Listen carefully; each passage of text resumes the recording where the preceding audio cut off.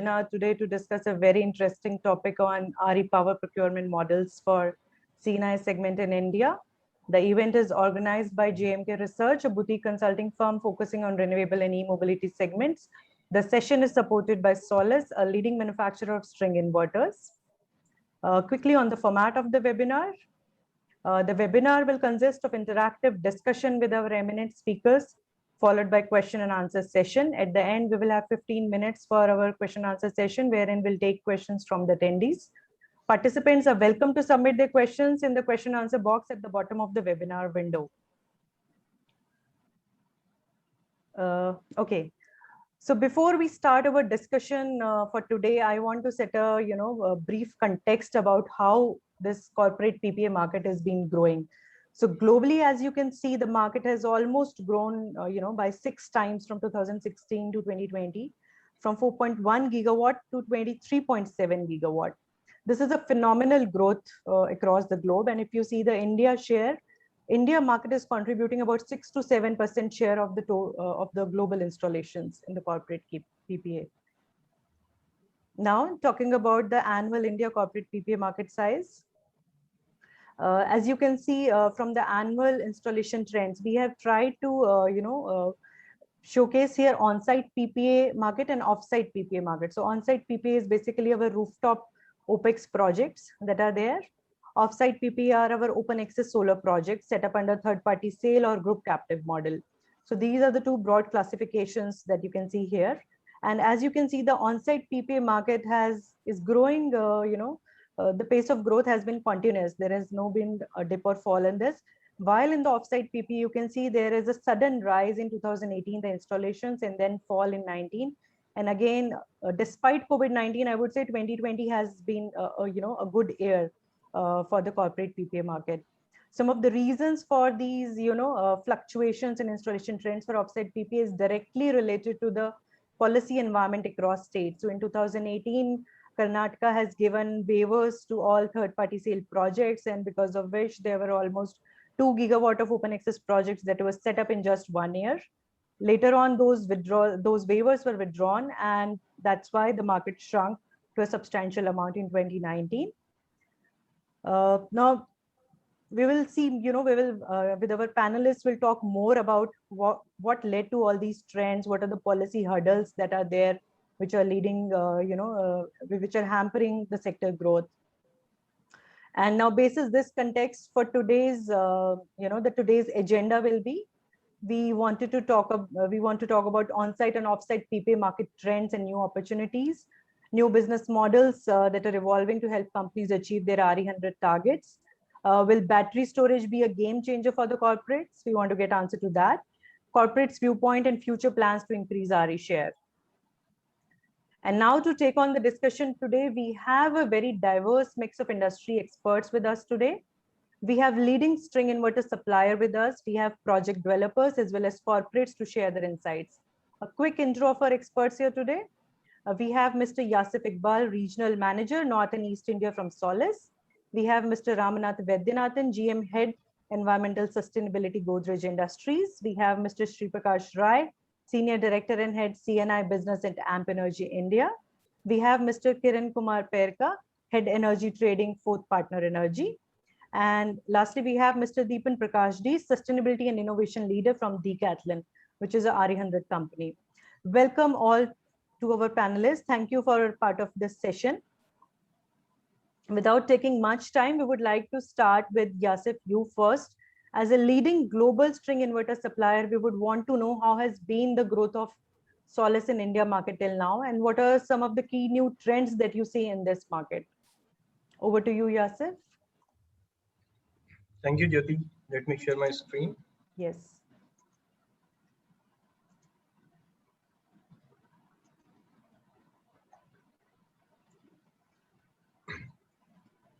So can you see my screen right now?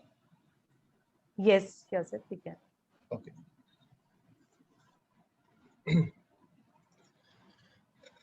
So good afternoon, everyone. Firstly, I would like to congratulate JMK Research for organizing this webinar and their effort in bringing the latest news and reports to support the renewable energy industry. Let me start this presentation with a brief history and introduction of our company.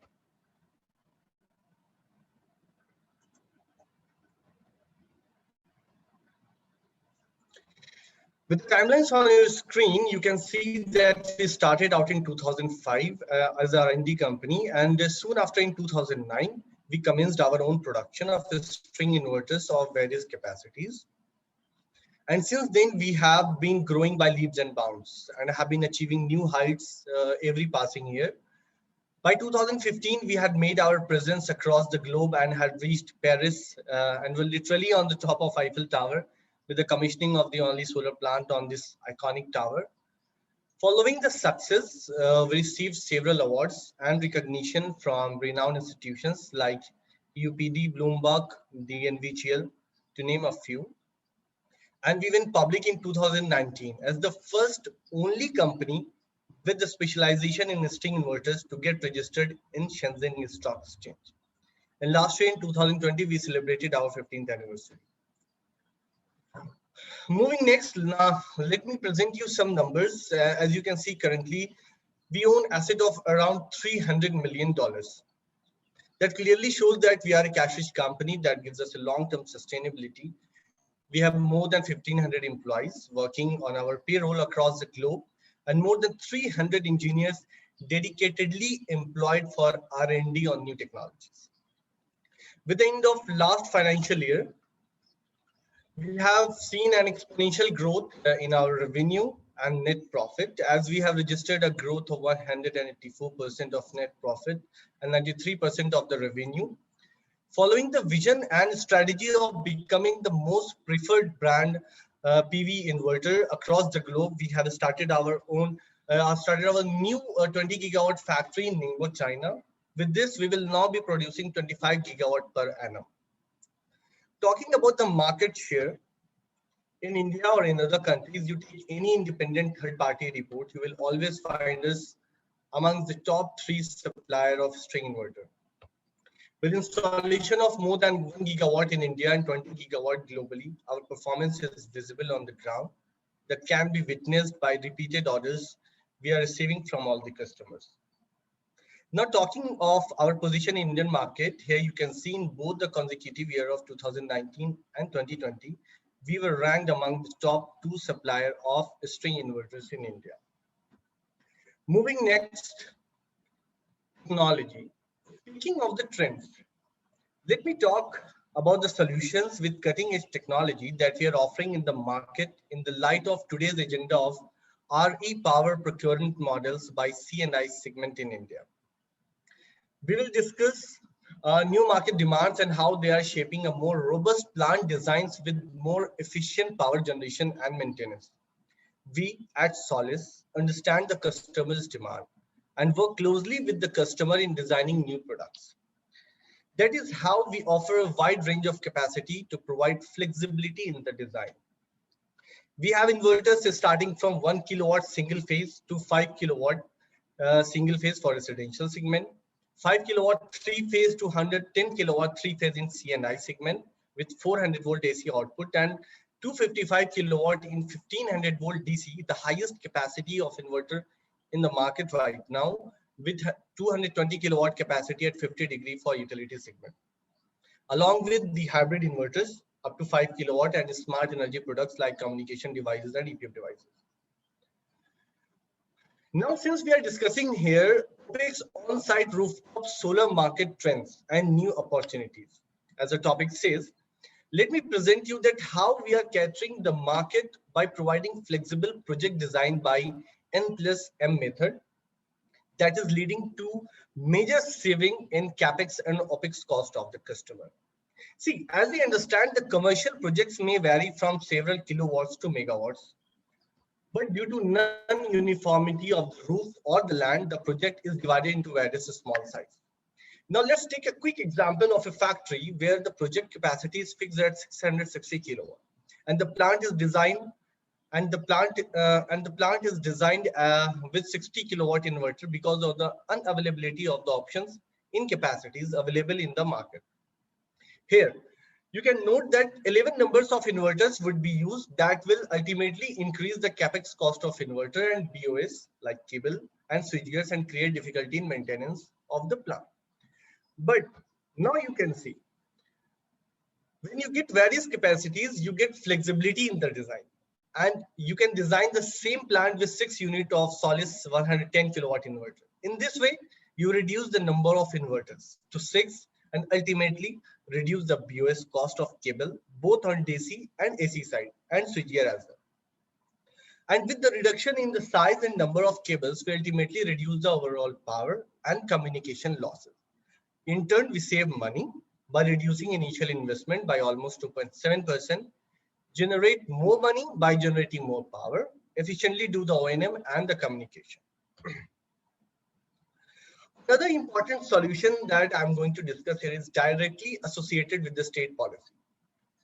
See, recently we have seen that the Ministry of Power has issued a draft amendment to Electricity Rights of Consumer Rule 2020, which allows net metering for rooftop solar system of loads up to 500 kilowatt or up to the sanctioned load, whichever is lower, and net billing or net feed-in for above 500 kilowatt. However, many states in India have still banned net metering, as you all know. With the global trend also across many developed countries, we can anticipate that net metering won't be the future.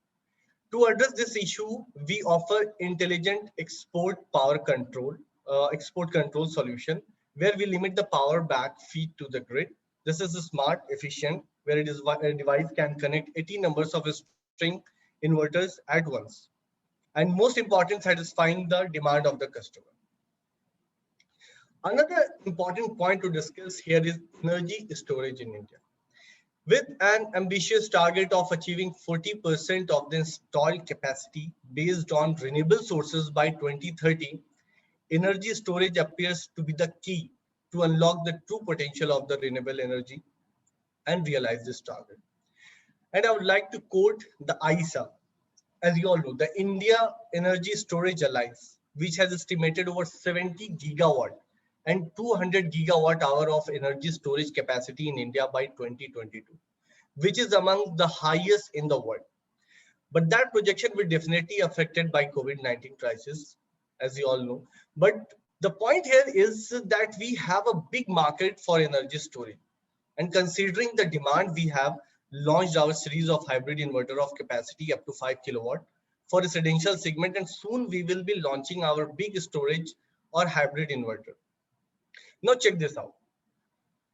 This is the highest capacity range we are offering in the market right now. Solis 255K EHV 5G model is an inverter with the 14 MPPT design with latest smart features and highest power output of 220 kilowatt at 50 degree, which is specially designed for big size C&I and utility scale projects.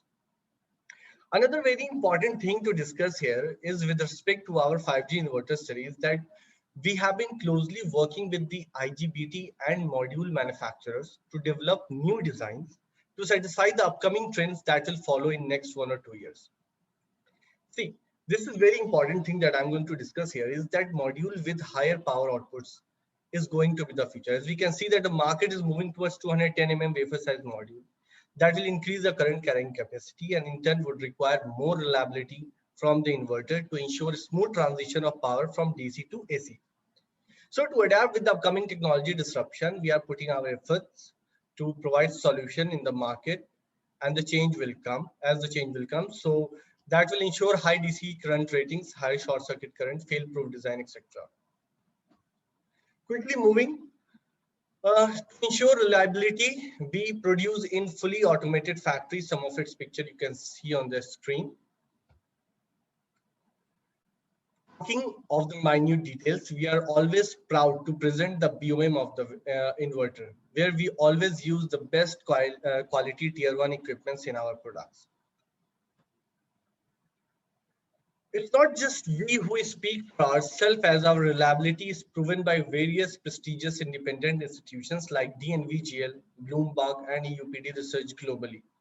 Also, the quality is subjective. That is why, to ensure our worth to customer, we, apart from providing standard IC test certificates and reports, we also provide nationalized standard reports such as BIS in India and other national standards in Europe, America, and Australia, etc.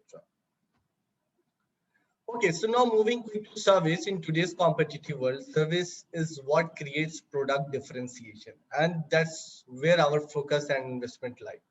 Right now, we are operating service in India through dedicated customer care, from where we collect the initial report, which is then transferred to the concerned regional service centers. Presently, we are operating with 6 service stations in various regions of India, and soon we are opening 4 new service centers to provide the quickest service to our customers. We have 13 dedicated on-field engineers for service, and soon we are adding 4 more engineers for that purpose.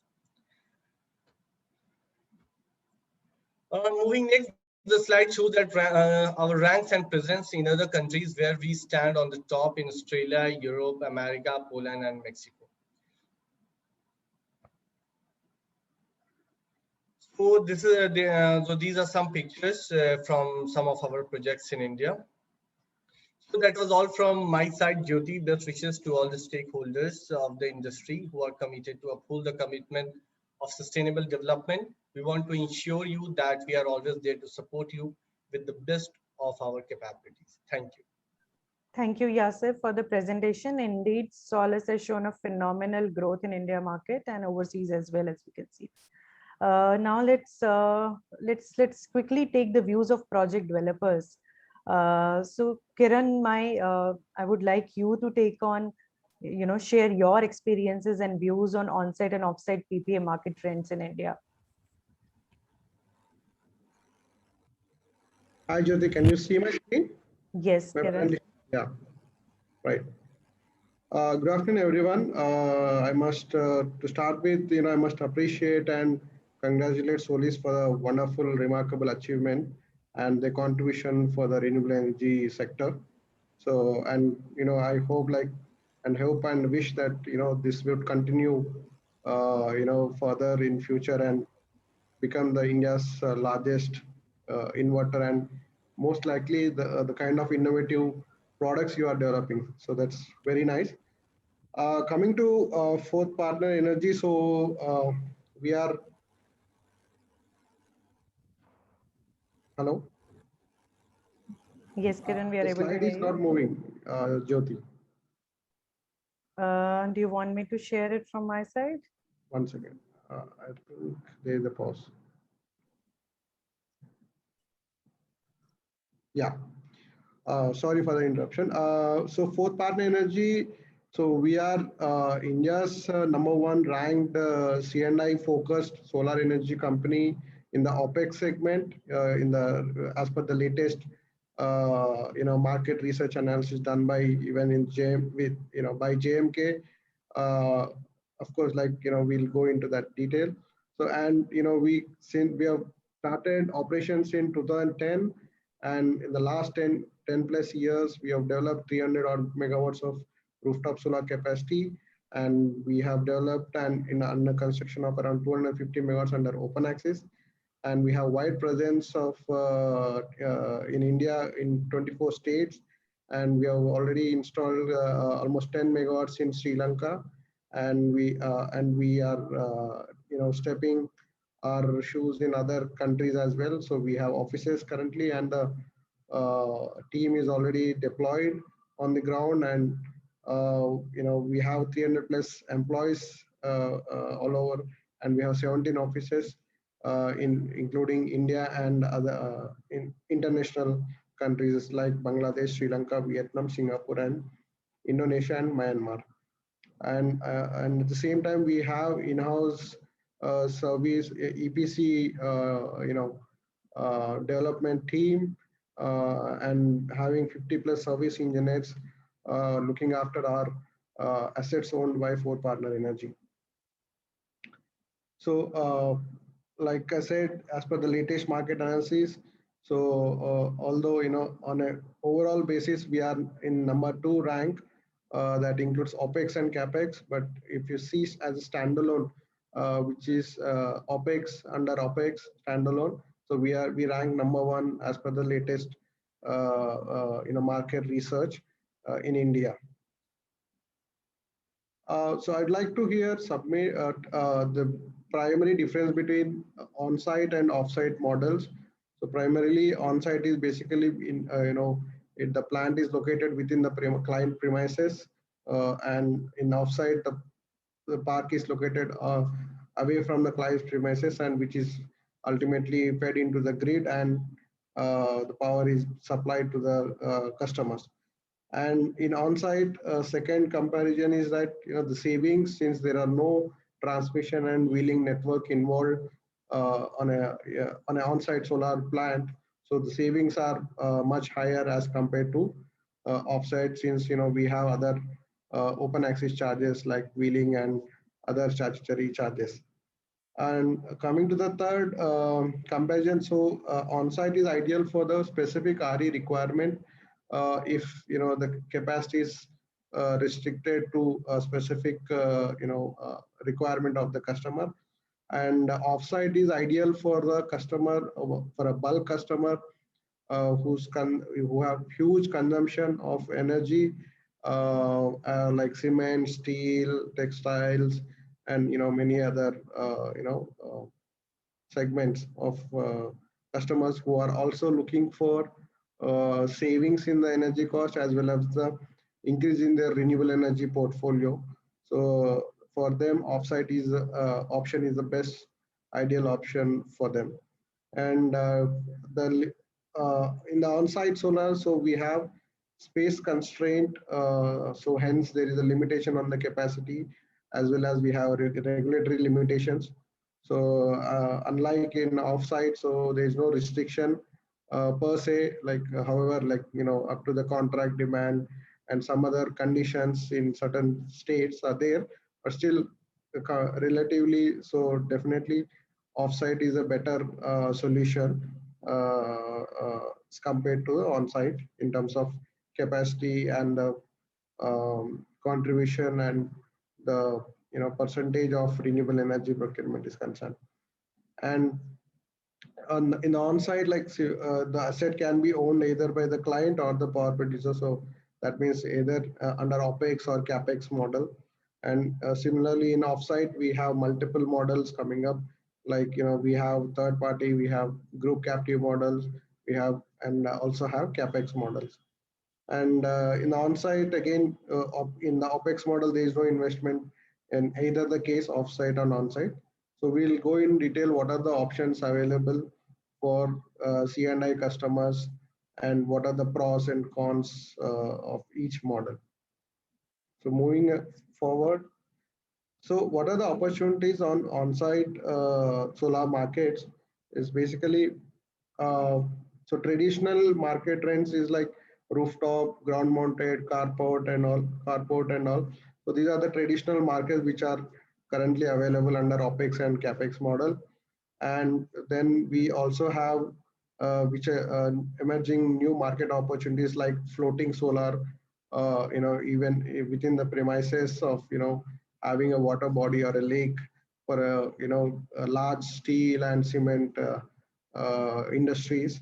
So this is one of the very good option there, where the land is also not being wasted for a solar plant, which they can otherwise use for their plant expansion in the future.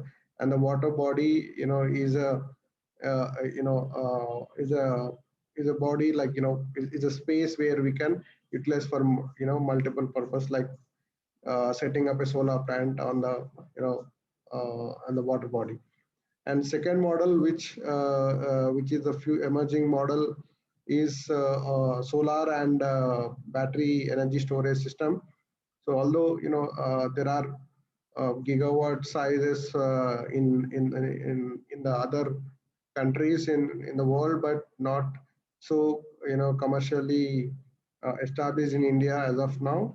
But yeah, yes, going forward, we are expecting that in a couple of years. So this will be the future of future potential in a potential model in India. And currently we have around 4.325 gigawatts of rooftop capacity installed as on date in India. Moving ahead, so coming to open access solar market models and all, so we have third-party OPEX model, and we have group captive OPEX model, and we have CapEx model. And the fourth option which we have is hybrid model, which is emerging, in the last couple of years, which is in the form of solar and wind. And of course, like solar and storage is yet to be, due to commercial reasons. So it's currently not so viable, but yes, going forward, it will very soon it will become a viable option apart from the solar and wind hybrid model. So we under this open access for the C&I segment, we have around 4 gigawatts of installed capacity already as on date, and another 1 gigawatt which is under construction stage and advanced stage of construction. So yeah, moving forward. So this is about comparison of various open access models. So, given the restrictions on the on-site solar capacity for a C&I or a industrial or a corporate companies, so the off-site solution is one of the ideal solution for them to increase their renewable energy portfolio and reduce the carbon footprint as much as they can. So going forward, like, let's look at the various parameters, like, and how does it impact in various business models. So as far as investment in the plant is concerned, in a third-party OPEX model, the investment is 100% done by the power producer, whereas in group captive, so 26% of the equity is being contributed by the consumer, and 74% equity plus debt is contributed by the power producer. In the capex model, the entire investment is done by the consumer.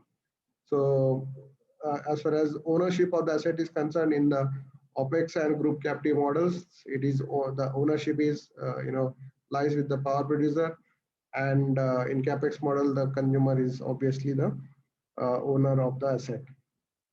Coming to the tax benefits, so in OPEX and group captive model, since the asset is owned by the power producer, so whatever tax benefits or accelerated depreciation benefit or depreciation benefit, so that can be availed by the power producer. Whereas in capex, so this is one of a very good accelerated depreciation that can be claimed by the consumer as well. So that will have better and faster, quicker ROI. And as far as levelized cost of generation is concerned, so obviously the OPEX model, since there is no investment by the consumer, so it is higher than the CapEx model, where because the consumer in the CapEx model can avail accelerated depreciation benefits and and also as well as exemption of cross subsidy surcharge and additional surcharge, as if we compare with the third party model. So definitely the levelized cost in a capex model is lesser as compared to OPEX model. Whereas in case of group captive, so since there is a partial investment done by the captive user, so it is as compared to the standalone OPEX, it is lower than OPEX. However, it is higher than the CapEx. So it stands as a moderate levelized cost of generation in between OPEX and CapEx models. And as far as O&M is concerned, so definitely once the power asset is owned by the power producer in OPEX and group captive, so the power producer will take care of that asset to maintain it at to get the best yield out of it. And whereas in capex model, so the scope lies under the consumer, so consumer can opt for outsourcing the services of O&M. As far as the risk of the plant performance in case of OPEX and group captive, it lies with the power producer because it is owned by him, and in capex model it lies with the consumer. And as far as open access model, so there are certain regulatory charges like cross subsidy surcharge and additional surcharge, which are applicable in a third party model and which are exempted in group captive and capex model. So that gives huge savings for the customer. So definitely captive and group captive model makes much commercial sense. And as far as guaranteed savings are concerned, so in a third party model, since the cross subsidy surcharge and additional surcharge are applicable, so there is a possibility of increase in those charges year on year, because once we set up the plants, it has to run for 25 years. So we are not sure how these charges will vary over a period of time, and sometimes it may become commercially unviable as well. So there's no guaranteed savings in a third party model, but definitely we have got that assurance due to these exemptions of cross subsidy surcharge and additional surcharge. So definitely group captive and capex models are definitely a long-term sustainable models. So this is a little brief about the comparison of various open access models.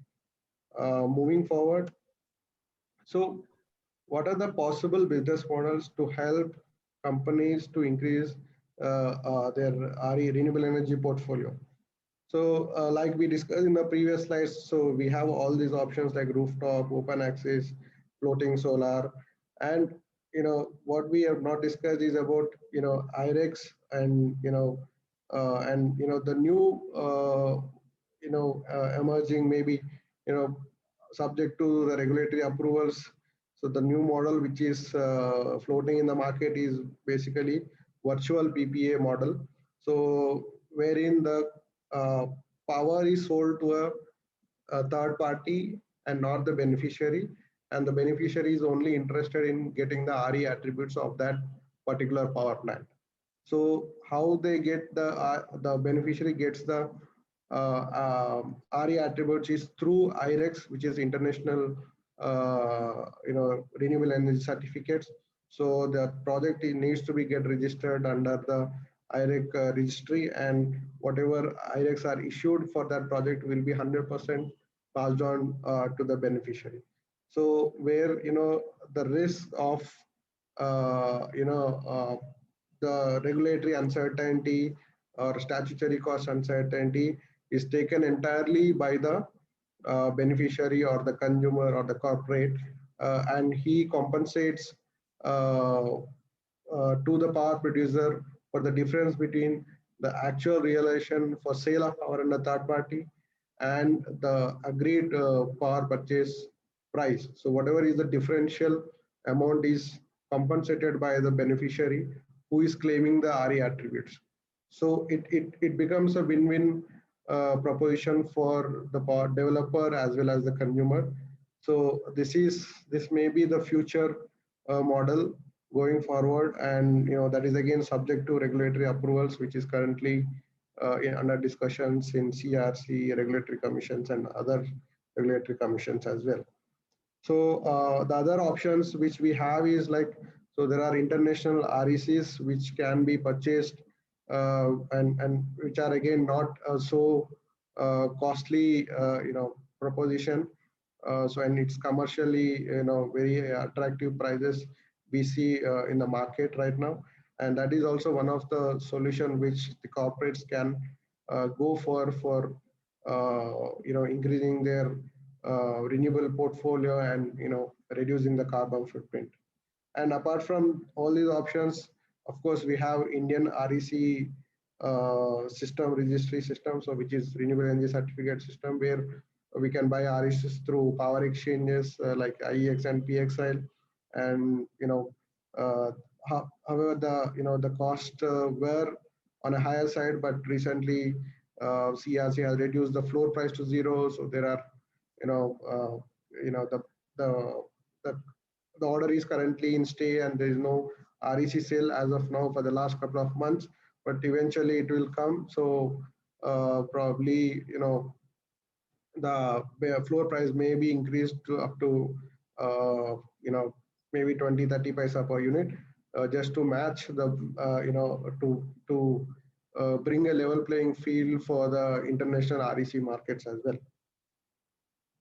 Moving forward, so how imperative is the battery storage for the corporates? So like I said in the earlier as well, so battery storage would be a crucial for corporates in the following aspects. So although today it's not commercially viable proposition, but going forward, once it becomes a commercial option, viable option. So there are multiple benefits, when we do a solar and battery storage hybrid model. So one is definitely a commercially savings in terms of cost of power. Second, like we can store the energy during off-peak hours of the consumption of the corporate, and utilize the battery bank during the peak hours, so thereby reducing the maximum recorded demand of the customer. So that way we can reduce the demand charges which are otherwise payable to the distribution utility. So when we have this battery storage within the premises, so we can utilize the storage during the peak hour, reduce the maximum recorded demand, and save the demand charges eventually. Secondly, this battery storage will give a quicker backup in case of grid failures, because at lower voltage levels there are chances of tripping down for any reason, for that matter in any state. So those kind of grid failures are or the trippings are very quite common in most of the states. So in that case, storage will give that quick backup, and so that way it can the reliability of the consumption and the plant operations so will be increased. So coming to the third crucial aspect is that reduction in overall cost of procurement. Like I said, when we use in the peak hours, so normally we pay at least 1 rupee per unit as an extra charges to the distribution utilities. So that, as well as apart from demand charges, we can save on the energy cost as well in the peak hours. And battery storage can also be used for not only offsite, not only on-site, but also for the offsite projects as well. So where we inject power during the in most of the states, like the solar energy is not allowed to be consumed in the peak hours. So the battery storage can be utilized to schedule the power in the peak hours as well, where the consumer can actually utilize the solar energy 24/7. So that is also one of the crucial thing where the corporates can um, save in the overall cost as well as increase their renewable energy portfolio. And so apart from that, microgrids, like for hotels, resorts, and hospitals which are in remote locations or islands, so solar and storage may be the future proposition for microgrids as well. So yeah, moving on. So what is the corporate viewpoint on increasing? So why they want to basically increase the renewable energy portfolio is that the adoption of the Paris Agreement, which was agreed by signed by 196 countries in the world, and which have been so the governments have been pushing the corporates in respective countries to contribute for the to adopt the renewable energy and increase the renewable energy portfolio by coming up with the conducive policies in various states, and thereby to reduce the global warming by 1.5 degrees under this Paris Agreement. So as a responsible corporates, so we need to be this to be done in terms of increasing the renewable energy portfolio, so that the climate changes can also be controlled for the future generations. And Kiran, I have to stop in you here because there is overshooting of time. Seconds. But I think, yeah. I'm just finishing. Yeah. So the targets have been set to increase the reduction in the carbon footprint by 40 to 50% by 2030, and we already have that 300 plus voluntary RE100 declared by most of the corporates across the board. So yes, so corporates are definitely, voluntarily coming up for their, reduction in the carbon footprint, and it's a good sign for the growth of the renewable energy sector. Thank you so much. Sorry for the extra time. Thank you, Kiran. I think that's a very elaborate presentation, and you have covered the basic framework in which this market operates. But let's hear it from our corporates now. Mr. Ramnath from Godrej Industries, we would like to know from you, as you have seen, from Kiran's presentation, there are multiple opportunities that corporates can look at. But what it is that, Godrej has done in the past, and what are your possible future plans? Over to you, Mr. Ramnath. Sure. Thank you so much. I hope I'm audible. Yes. Yeah. Thank you for the opportunity to speak here and represent the industry side of or our perspective on RE procurement.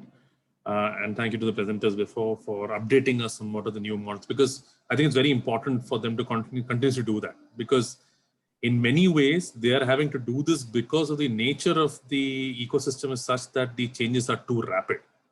And that actually in a nutshell is one of the biggest barriers. Now, if you look at, investments in RE, companies like I have been on both sides of the fence. Let me just be very frank. A few years ago, I was running a clean energy division where we were manufacturing micro wind turbines and doing wind solar hybrids and selling. And now I'm working with Godrej where I'm procuring renewable power. And I understand the problems at both sides.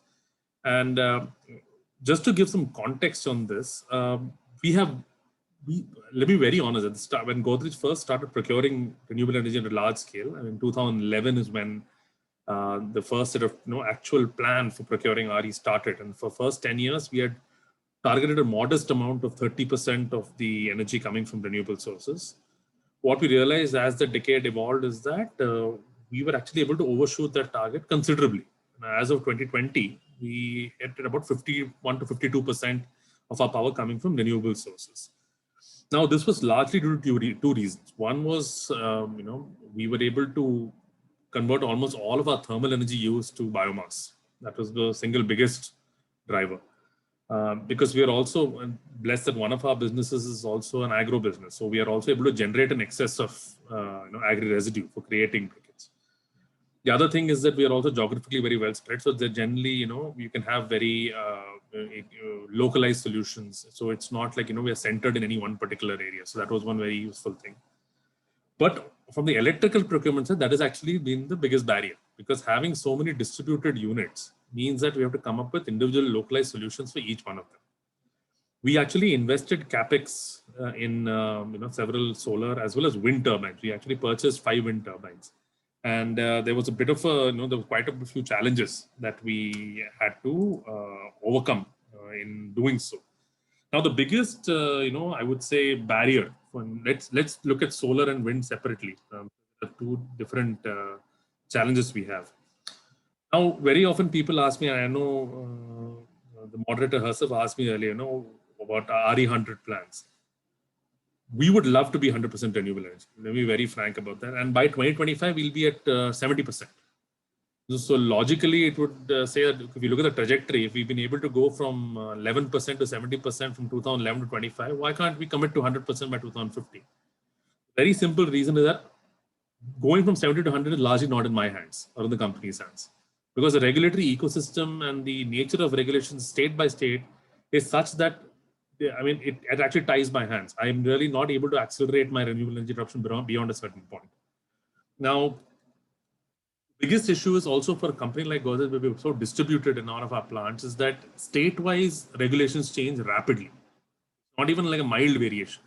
So there is a lack of alignment between the central and the state. So some of them are absolute odds.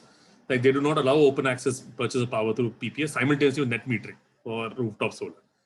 In some states, you have some caps on RE installation capacity. And I understand local discoms are also putting pressure on this. But, in some states, we can only install RE capacity up to 50% of our contract demand. That automatically is a binding or it's a limiting factor. In several states, there are unfavorable OPEX regulations. So, where they only allow for CAPEX RE projects, and which requires high investment from us, which is not a big problem, because actually, honestly speaking, it's only recently we've switched to OPEX because raising capital, the biggest issue with doing CAPEX is raising capital at a low enough interest rate, which makes projects viable. And for us, raising capital is not that big a problem. But yet we are moving more towards OpEx models, mainly because I think the operational and maintenance aspect of running RE plants is best left to the experts. It is too much of a headache to have one person, or us install it, and just somebody provides technology, and then us reaching out to a third-party partner. Or in 15 years, if that company is acquired by some other company, or the same people might not even be there, to maintain these plants. So that becomes a big challenge for us. We would much rather the provider builds the plant, generates power. We'll sign a long-term contract with them. We are happy to buy power from them at that rate. So we have no problems with it. We'll give them the facility to install that as well. And we've already done that now. So in Rajasthan and Bundi, which is a greenfield project, we have gone with the OpEx model over there. And even in Baramati, we have gone for a few projects like that. And we are moving more and more towards OpEx, not just for RE in solar, but also in things like boilers. Now, even boiler steam, we are purchasing steam rather than, investing in CapEx in the systems and just leaving it to the experts to run the. So more and more you will see unbundling. Like we will just buy the utility. We will not invest in the actual infrastructure. Coming back to the other, barriers. Now in Maharashtra, there was a proposed increase in the grid support charges for OpEx. Now, this is what I mean by changing things. I invest in a project today with a 15-20 year horizon, I cannot have changes happening every year, because then that makes, and nobody is going to put in money on these projects, because if you have, people want certainty. Even if it's a higher rate or whatever it is, I need to be able to plan for it now itself. So the uncertainties becomes a really, really big issue. In, one of the discoms actually has come to us with an incentive to, charge us 1 rupee lesser than the solar tariff, because we'll switch back to them. So in many ways, what the center talks in terms of, really pushing for renewable energy versus what the discoms are doing, there is a constant, loggerheads. So we need to figure out some way. And I, to be honest, like I said, I've been on the other side. I empathize with discoms also. I understand, it's very difficult to, not just from a commercial perspective, also from a technical perspective, to manage a huge flux of, RE coming into the grid. But I think, if we really are serious about going 100%, we need to not what is the term, riding roughshod over the discoms and just saying, okay, we're just going to go and implement it regardless of whatever is the cost to all the stakeholders. All the stakeholders must benefit in some way. Otherwise, it is not a long-term sustainable solution. Mr. Karan mentioned about storage. This is one area where we have also been very interested. So we are also big soap manufacturers. So hydrogen is a big input material for us in any case. So we are very, very interested in hydrogen storage but it is a very nascent stage right now. Both the regulatory ecosystem around it as well as the commercials around hydrogen are very, very early days right now. With regards to electrical storage, we have not come across sustainable long-term, commercial models yet. So it still is, quite a gray area for us, I would say.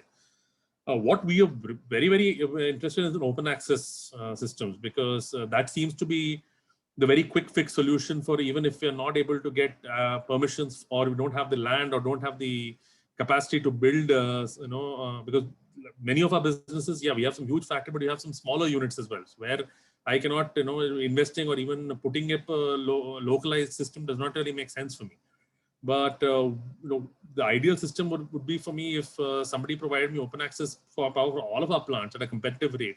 We are happy to build that in, because tariffs is not as much of an issue for us, because we also have an internal carbon price, which we've set as an organization. So when we factor in the internal carbon price into the cost of energy, I actually, even green power at competitive rate does not need to be much lesser than the grid. We are happy to take that up, because it's the same amount of money we are spending on the mitigation for carbon later, because we have targets to be carbon neutral. We are also signatories to the SBTi initiative. Now, all 4 group companies are committed to science-based targets. We'll be publishing our reduction targets in this year for the next 15 years. So, I don't know if there are any people from the regulatory side or any people from DISCOMs represented here in this thing, but my this thing would be only to them to come to the table to work with the technology provider as well, because in terms of the availability of technology, or in terms of the business models, it's not a hard sell. We get many people coming to us with solutions, and wherever it's feasible, from a regulatory perspective, we take it up. But the barrier always seems to be, what are we allowed to do in any particular area? and what is the maximum we can do in any particular area with what we're allowed to do. So breaking that barrier, that glass ceiling, is going to be the big challenge for us in the next 10, 15 years. Which is why for the next 10 years, we've actually set a shorter horizon. We've not taken 10-year targets anymore. We're taking 5-year targets because we understand that both technology and regulations are evolving at a very fast pace. And we expect that to be really accelerated in the next 5 years. But we need evolutionary regulation, not incremental. It can't just be now, small changes. And every year we'll open up a little bit. What we really need is the groundbreaking reform. That's when we'll be really able to accelerate, because we have been generation positive for a very long time. It's not really an issue of there not being availability. I think it's just about connecting the dots properly. And not just to Mr. Kiran, but even here in the audience, if there are people who can bring us interesting models and based in different geographies, we are more than happy to have a conversation about it. And if it makes commercial and technical sense, we are more than happy to take it up. So from the industry side, and I believe I can speak for most. Nobody is unhappy at going more and more renewables. I think with the cost at which it is today, it just makes it business sense as well. It's no longer just a high-profile thing to go green. It's just that we need to find smarter ways to go, to navigate the regulatory terrains. So that would be where we will need all the bright minds here to really put their minds and come up with innovative ways in which we can work with the current scenario. And of course, longer term, so we would want the government to make this not so complicated to really grow our renewable portfolio. Thank you for that. Thank you, Ram. I think you have very rightly put out all the concerns and, things which not even as a corporate, even I as a residential consumer, have some questions on that. I will save the best for the last. So Mr. Rai, I will come back to you in the end. I would still want to, connect with another RE100 corporate, which has been represented from Decathlon. We have Mr. Deepan. Let's talk to Mr. Deepan now. Mr. Deepan, what are your plans to achieve RE100 targets and how are you doing it? Some insights on that, and if there are any challenges that you are facing. Thanks, Jyoti. As most of the points, that's been the challenges as well as options that is available in the market has been market has been thrown up by Kiran as well as Ram. So being an RE100 company, yes, we have a lot of challenges as well, and the strategies what we follow is of the mix of all the models what has been shared so far. Let me just share my presentation as well, so let's give a clarity. Is it visible, my screen? Yes. Perfect. Yeah. So we are RE100, we declared, and we will be RE100 by 2026 across at the global level, not only at Indian context. So Decathlon Sports India is as many of you know, it's a sports retail, and we have close to 1,400 plus retail outlets across the globe, and we have 80 plus stores in India. And we do have a manufacturing supply chain partnership also in India, so where we do a production over here. And so apart from RE100, we have our CO2, that is carbon emission reduction strategy as well through science-based target. So it's very important for us to get aligned with this RE100. So far we have close to 12 sites in India, which is does have a solar plant, rooftop solar plant, and so balance we are adding 10 more sites this year. So with that, so we will achieve close to 20% of our energy directly sourced from RE, just on-site solar. So we have been RE100 since 2019. So the strategy is we procure solar through OPEX model access, and finally the gap is filled by the attributes, which is renewable energy certificates. And with respect to our supply chain, we are 30% of our energy is sourced from renewable energy sources. So even with respect to attributes, what we buy, so we don't want to just do the greenwashing. So we don't want to buy a certificate just for the namesake. So we go in deep and just search for a certificate that's generated from very newer plant, which is yet to reach its ROI, and such that we promote procurement of certificates from expanding the renewable energy portfolio in the country. So we handpick certain projects in that way. Also, we ensure such kind of a projects ensures a social aspects of the locality and what kind of a benefits they share with the local community and all these things for us to buy the certificates. And the proportions goes like this. We start with energy efficiency usually. So we reduce our requirement as much as feasible through our on-site automation, energy automation solutions and energy efficiency measures. Then we go for an on-site solar generations. So wherever it's feasible for us to do, we go with the net metering. And wherever it's not feasible, we just like go with, so without like surplus energy generation. That is as much as consumed by the daytime operations. And in certain locations, especially if you see like we don't have a standalone sites, we can't set up a solar plant. So there we go with the open access wheeling. And last option is we go with the green attributes, and just like a renewable energy certificate that Kiran also like mentioned about the IREX, that is in International Renewable Energy Certificates. We buy that, and so we ensure the business sustainability also, because it's easy for us to like spend money and just like get renewable energy. So for us, we wanted to like sustain the business as well as we want to like keep the sustainability both in the same plate. So that's the reason we go with the OpEx model, where it will be helpful for us, especially since we are running on the decentralized business model. We don't want like any particular store to take up the burden of a huge capital investment. So that's the reason we go with the OpEx solar model. And whatever the savings we are getting in, we just like invest on attributes and like other measures. So that on nutshell, we don't spend much to attain like a RE100, and in fact we get savings out of it. So in retail and logistics, we have a direct hand where we control all these like RE measures. For manufacturing, we act as an enablers, so that our suppliers buy more of RE and they become like RE100, and also our products will be like a manufacturer with 100% renewable energy. So that's our target in this space.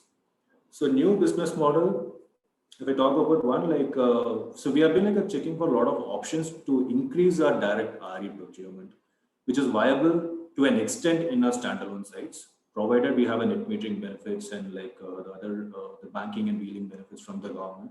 So unfortunately, in the malls, in the bigger like shopping complexes where we are one of the tenants, we neither can't like set up any solar plant over there. We can't like buy the energy through open access model directly. So what we do over here is we sign up a tri-party contract between the landlord, open access generator, and ourselves, so that we ensure 100% of the mall like they procure energy through like open access model.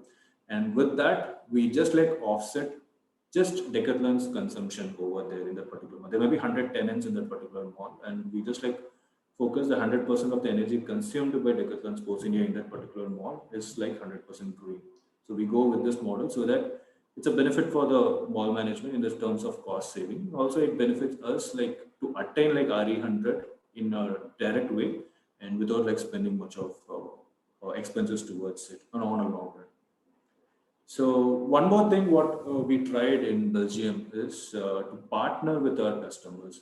So in Belgium, it is feasible, but not in India. So what we did is we tied up with our customers who generate surplus energy through solar. Close to like 5 lakh households has been like setting up the rooftop for solar in Belgium. So then we tie up with our customers. The surplus energy will be like bought by us on like with the exchange with respect to solar credits through the vouchers, so that they can come and buy the products from our end, from our stores, through online or through like retail outlets. So that's how we partner with our customers, and we ensure we increase the RE portfolio not only within our perimeter, but also to promote at the local community level.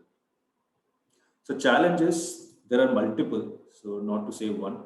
So it starts from the policy and regulatory aspects with respect to net metering availability. In some locations will be available, some locations will be on all of the sudden will be like a stop. Some cases there will be like additional charges will be like imposed by the government. So this makes it a lot of changes for our RE procurement model. So especially the volatile state government and RE policies are one of the threat for us to just like a go ahead. As Ram rightly mentioned, we can't go beyond like 70% in certain cases. But for retail stores and outlets, the limit is even more lesser. So we can go up to like 30 to 40% without dependency on like a net metering. So that's our challenges over there. And also we can't source open access energy for like a smaller outlets. So we will have to like rely on like on-site solar and attributes. So that's the situation in our country right now. So commercial viability is another thing where, so investing on like a direct renewable energy sources is not commercially viable for all the outlets. So as a corporate level, yes, we can do, but when you do the decentralized business model, so it may not work. So that's the reason we just like go with the OpEx and finding a genuine RE source.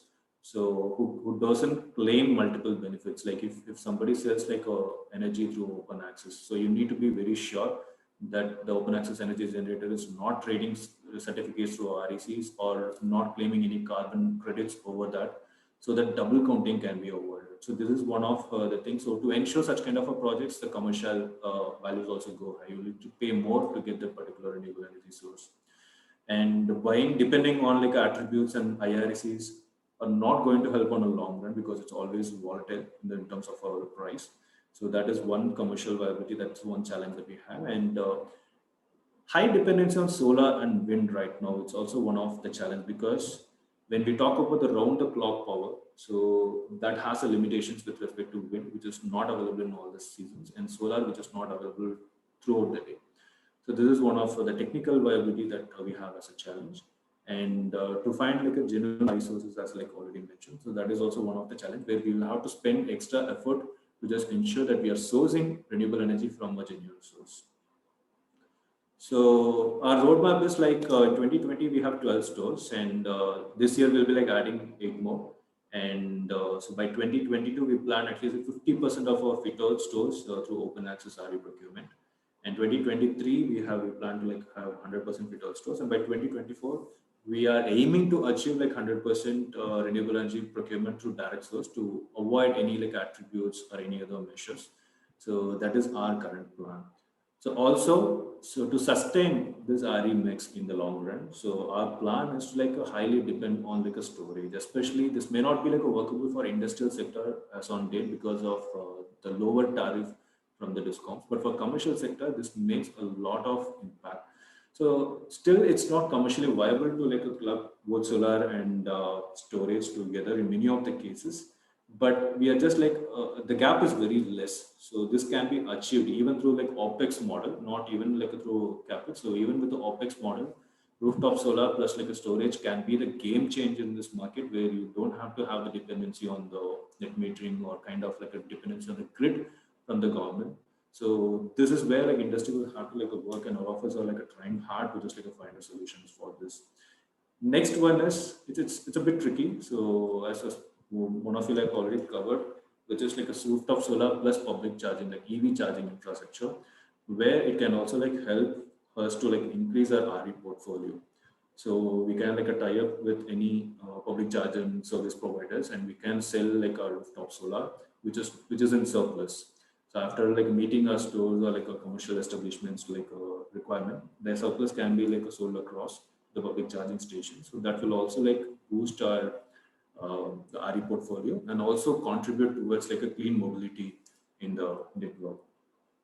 So this is it. And as the industry insight, so what we usually opt is the frugality. The frugality is like the key mantra for us, because irrespective of whatever the pandemic situation, whatever the economic slowdown that happens, so the more you frugal you think, that is like the more you get from the less what you spend, will sustain not only our business but also the sustainability aspects of our companies.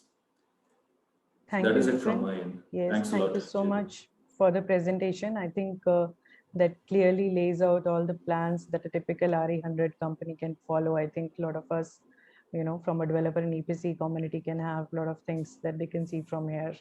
Now, our last speaker for the session today, Mr. Rai, thank you so much for your patience, first of all. But you have heard what our two leading corporates have to say, and you have heard another developer on board, fourth partner, what remarks he has made. From you now, we would like to know, we have seen that AMP Energy is also growing big on the open access solar project. So what are your experiences to share in this perspective? Over to you, Mr. Rai. Yeah, thank you, Jyoti, for inviting. And then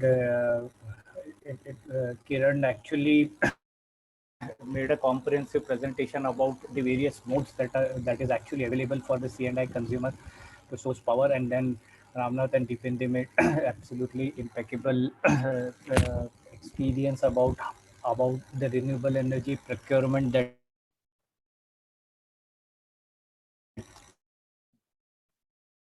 they are doing. Very well mentioned this. So for us, Ampli, a Canadian who started their business in India in 2016 with a very, very specific focus on the commercial and the industrial consumer. In fact, till 2020, the entire focus was on the C&I, and maybe the second half of 2020, we started our focus in the utility segment as well, just to actually give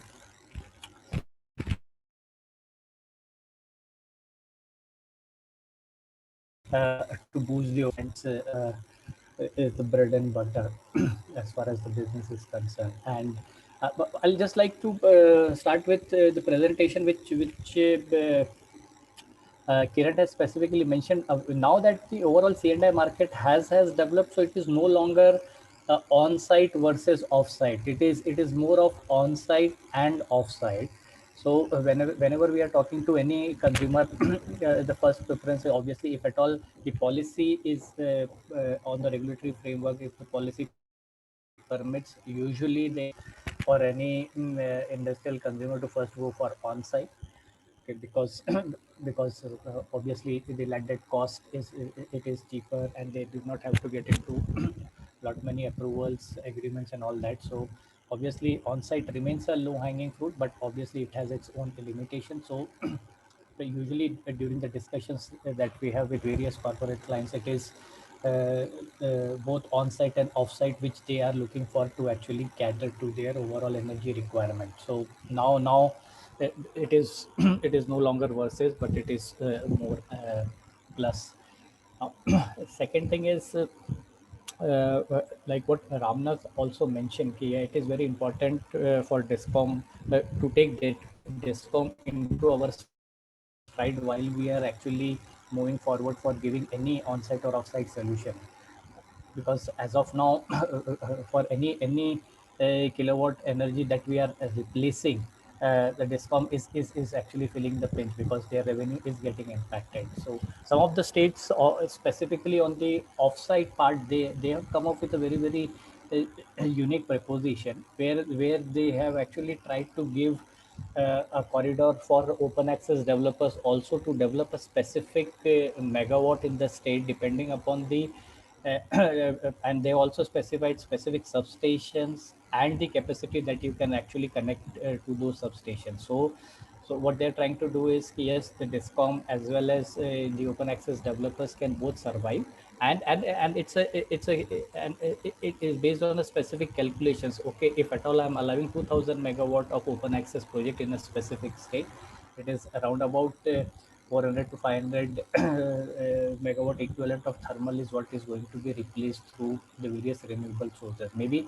if this type of policies other states starts adopting, it will be a win-win for both DISCOM, C&I consumer, and also for the open access developers to develop uh, uh, and coexist within the ecosystem. That is one point. Second is mainly when we are actually talking about the overall versus state support. Yes, under that Jawaharlal Nehru Solar Mission, there was a specific target which was given to on-site, where we are talking about 40 gigawatt of rooftop needs to be installed by 2022 and all. But in nowhere in the policy where the open access thing was actually was taken into consideration. And now that as an industry we understand, keep achieving that distributed generation target is not feasible. So maybe if at all uh, in the distributed generation, if open access can also be made a part of it, and an integrated target can be mentioned, maybe some of the some of the policy level interventions which center can actually do with integrating both on-site and off-site within that target will help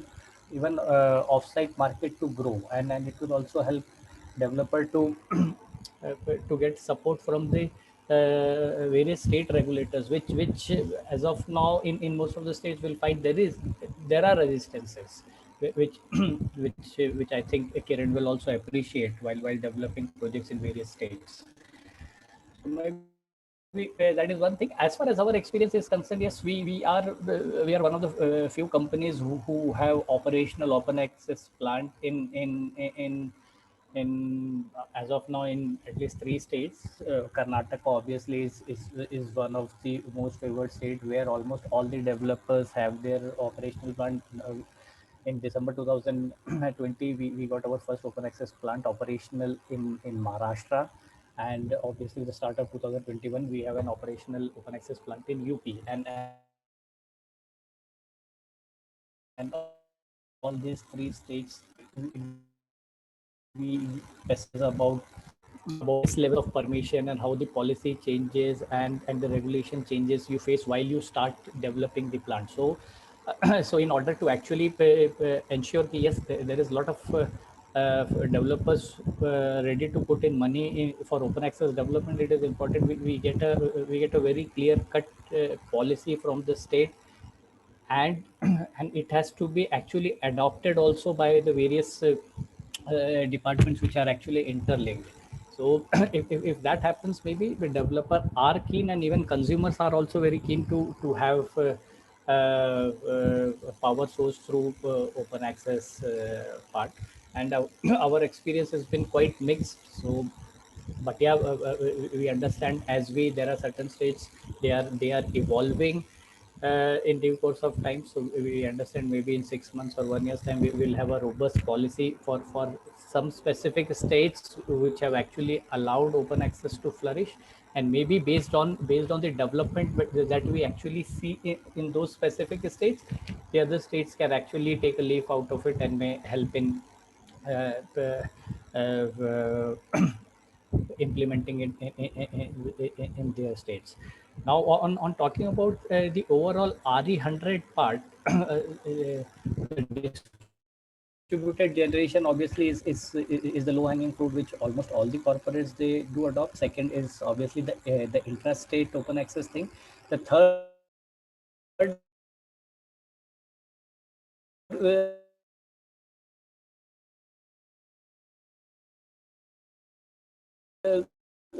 which we thought was asking to take power to an ISTS open access plant where the transmission charges and the losses were waived off specifically for the obligated entity. But with certain amendments in January, they have actually restricted it only for the central PSUs or the projects that have been actually won under SECI scheme. But as a developer, and we are trying to put our representation to the government. If that thing is actually allowed, it will help a lot of corporates to get energy through this, through the states where the renewable resources are in abundant, and they will actually also help us in meeting the lot of energy demand.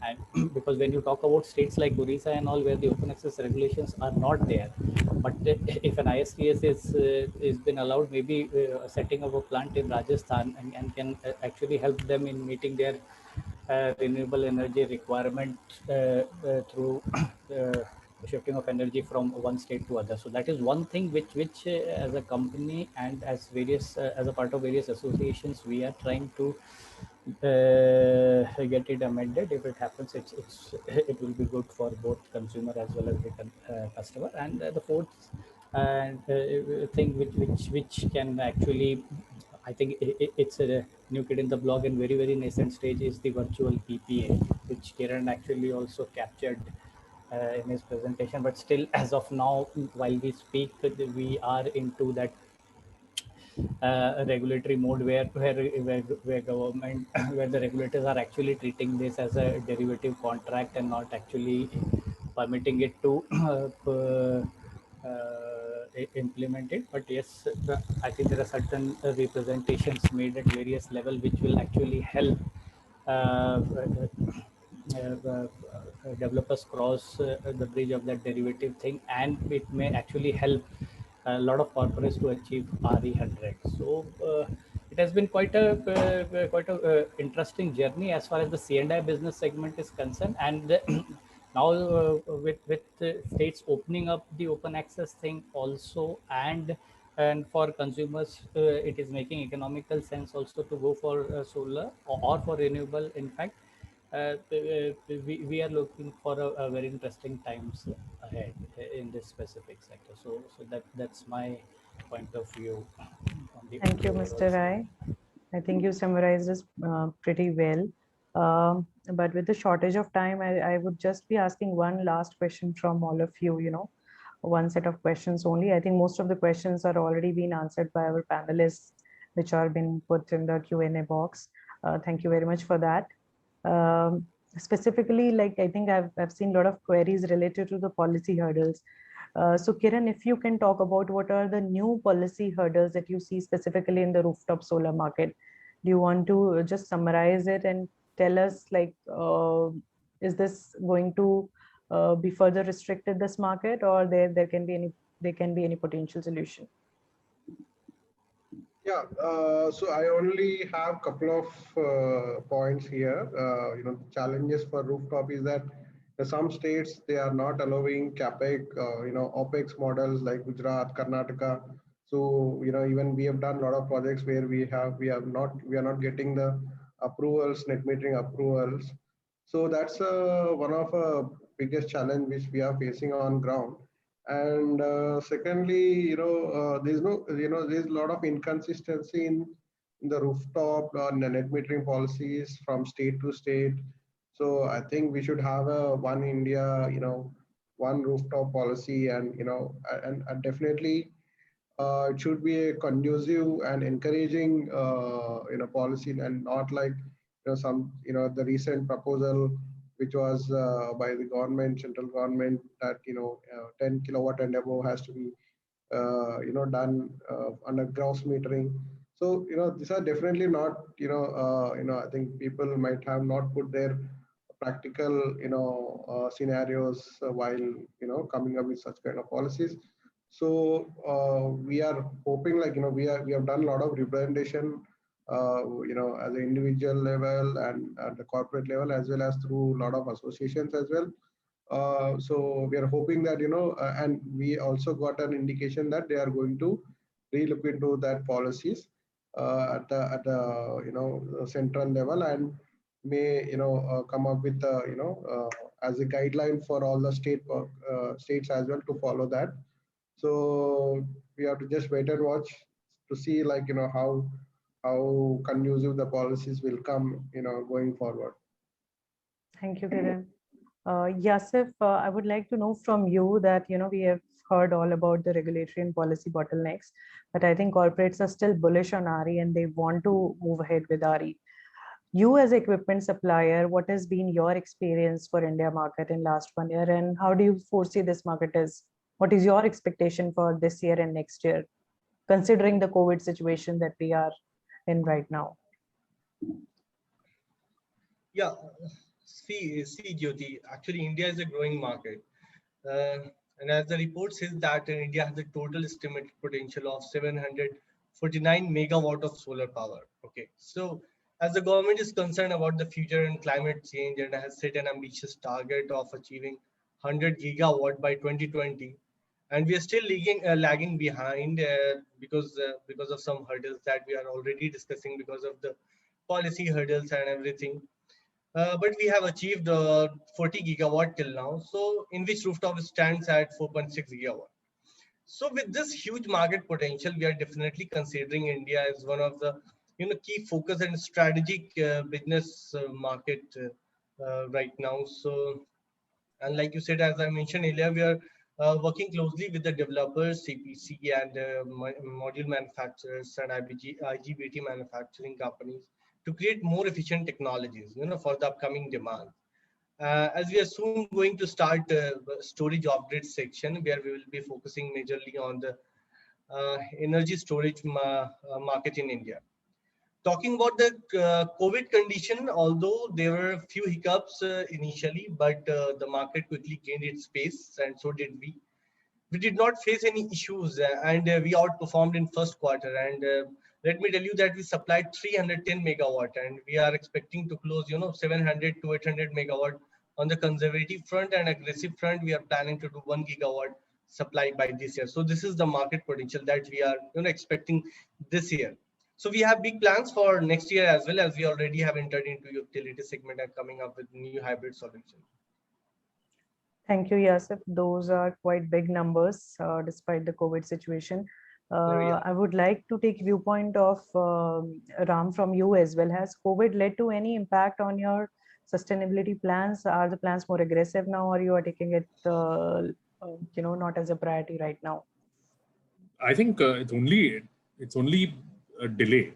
I don't think it has made any impact on our long-term plans for sustainability, because these are plans that are set with our corporate strategy for being, sustainable. Like I said, we're looking at 1.5 degree sustainability targets, and we're looking at greater amount of carbon sequestration and water positivity. So this is a blip, I would say. It's not something that's going to derail our targets.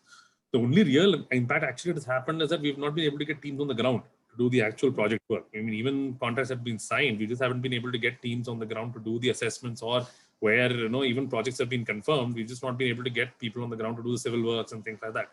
So with once things improve, I think we can accelerate that. So I'm not really too worried. I don't think COVID has had a big impact on this at all. The only area where COVID has really had an impact is on water, because I think that's a place where ridiculous amount of water is being used, and I think that's been a big area of concern. But from a RE procurement perspective, nothing is really changed. We're still on track. We still have our plans, and we'll be committed to achieving those. Thanks, Ram. Good to know that. Deepan, same question for you. You being a retail outlet, I think your sales are obviously impacted because of COVID and other things. So do you think this is going to have any impact on your, or this is again will be kind of a delay, short-term delay? So yes, there was quite a bit of impact in terms of project executions. As like Ram mentioned, it is delaying our execution process, but nothing has stopped. Even more so it has given us a lot of breathing space to just think even more futuristic, even more better options for SD. And so we are just thinking better options and better innovative models to just attack such kind of a situation in the future. So on long run, there is no compromise. So even if the COVID situation extends further, so we are ready to take up the challenge. And only thing is there might be a slight delay in our actions on ground. Thank you, Deepan. I think that's it from our side. Thank you everyone for joining us for this webinar today. Thank you to all the panelists for sharing such wonderful, enriching insights. Special thanks to Solace for supporting us in this webinar. The recording of the session will be available on our website, www.jmkresearch.com shortly. Have a good day. Thank you, everyone. Thank you. Thank you, everyone.